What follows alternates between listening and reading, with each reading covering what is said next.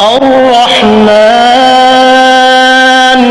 علم القرآن خلق الإنسان علمه البيان الشمس والقمر بحسبان والنجم والشجر يسجدان والسماء رفعها ووضع الميزان ألا تطغوا في الميزان وأقيموا الوزن بالقسط ولا تخسروا الميزان والأرض وضعها للأنام فيها فاكهة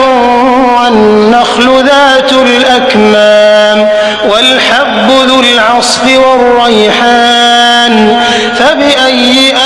آلاء ربكما تكذبان الرحمن علم القرآن خلق الإنسان علمه البيان الشمس والقمر بحسبان والنجم والشجر يسجدان والسماء رفعها ووضع الميزان ألا تطغوا في الميزان وأقيموا الوزن بالقسط ولا تخسروا الميزان والأرض وضعها للأنام فيها فاكهة